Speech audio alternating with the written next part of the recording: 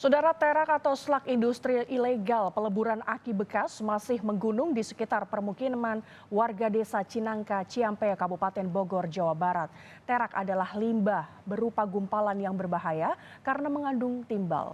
Lalu bagaimana bisa limbah berbahaya itu diatur dan sejauh mana dampak yang ditimbulkannya? Informasinya untuk Anda. Desa Cinangka menjadi sentra peleburan aki bekas sejak 1978. Saat itu, terdapat 30 pengusaha pelebur aki bekas tanpa izin. Terak dengan kandungan timbal yang masuk dalam kategori limbah bahan berbahaya dan beracun atau B3 dibuang begitu saja di dekat lingkungan warga. Hal ini mengakibatkan lahan seluas 340 hektar tercemar limbah B3. Total limbah mencapai 680.000 meter kubik atau setara 3,6 juta ton. Lahan yang tercemar harus dipulihkan kembali.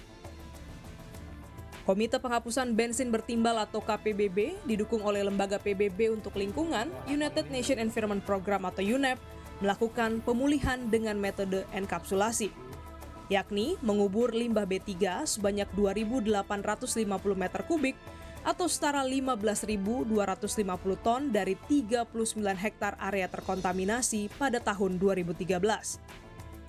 Lalu, Kementerian Lingkungan Hidup dan Kehutanan memulihkan 750 ton dari 3 hektar pada tahun 2016.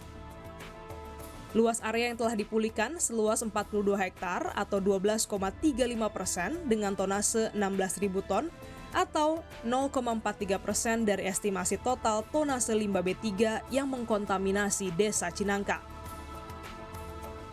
Kami melakukan penelusuran ke Desa Cinangka untuk mengetahui kondisi terkini cemaran limbah B3 di sana.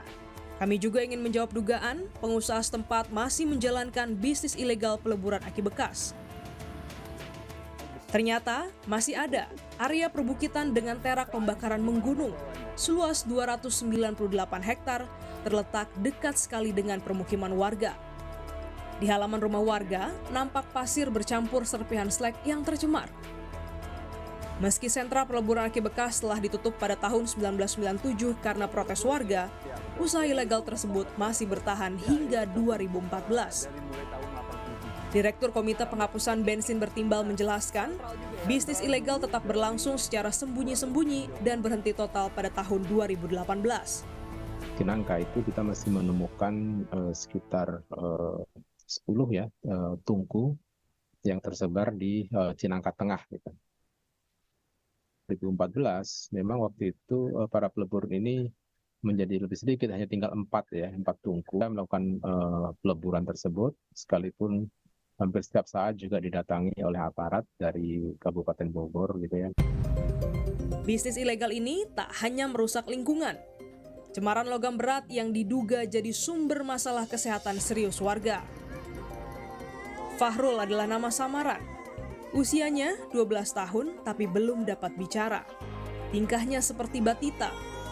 Ibunya mengatakan dampak peleburan aki ilegal membuat sejumlah anak Cinangka bernasib sama dengan anaknya. 96, tapi udah berhenti. 96 kan banyak demo tuh. 96-nya nggak bisa normal kayak yang lain, tadinya kayak orang normal. Lama-lama dia dilihat kok nggak bisa, dengar sih dengar, tapi nggak bisa ngomong gitu.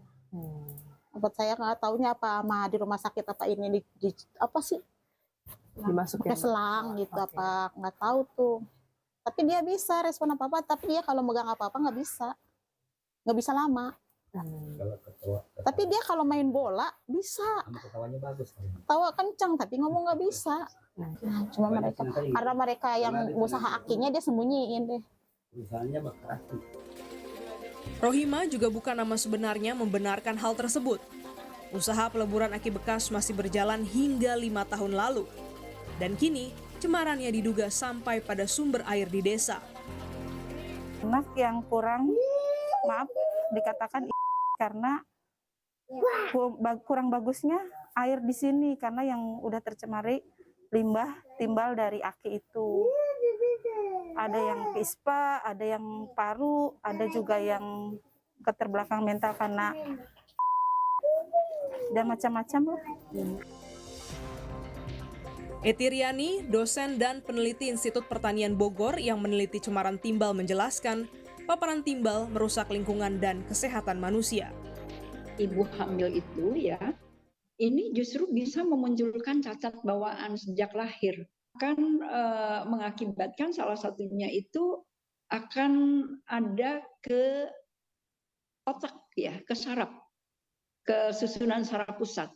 Begitu ya, sehingga akhirnya akan mengakibatkan si anak-anak ini salah satunya yaitu tadi ya, dia akan agak sedikit lelet, jadi kecerdasannya itu akan berkurang. Masih adakah kandungan timbal di tempat yang dulunya menjadi sentra peleburan aki bekas? Lalu, apa upaya yang dilakukan pemerintah untuk memulihkan lingkungan di Desa Cinangka? Glenis Oktania, Kompas TV, Jakarta.